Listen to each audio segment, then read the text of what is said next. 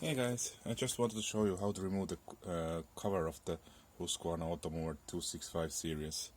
So first of all, you have to remove these 4 screws that are on the top. You will need some kind of small wrench or screwdriver for this hexagon end, or just something like that if you don't happen to have the right thing.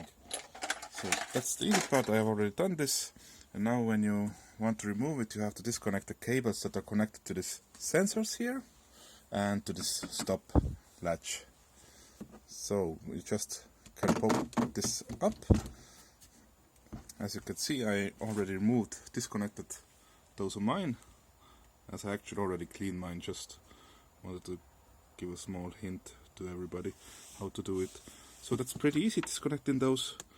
They just twist them and they get loose, so it's quite easy. I hope you can see how the fixing mechanisms works, but you need 2 hands, so I can't do it at the moment. This is the switch which is here in this socket, and there is also a metal clip that you need to pull off. I already did that. It's this metal clip, and it sits here on top of the switch. Like this. It sits here, but of course it's inside. Okay, and of course you have to remove those from these plastic sockets. Like here, they come loose quite easily. Just a little bit gentle pulling, so that you can have space to maneuver with the cables. After this is done, don't pull the cover just up, but instead tilt it towards the front end of the lawnmower, because it's still connected on the charging cables. And be careful, of course, that those don't get stuck anywhere.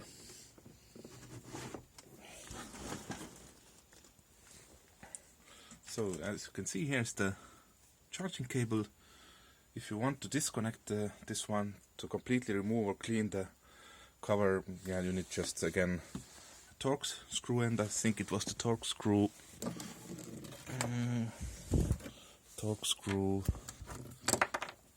And number Torx 20, and then you can remove those completely, and you can take the cover separately for washing and make it really clean. What I did, I just did a more or less dry cleaning with mostly a brush, a little bit of vacuuming, and at the end just wet sponge cleaned everything. So the result for me, it's okay now to put it into the winter garage.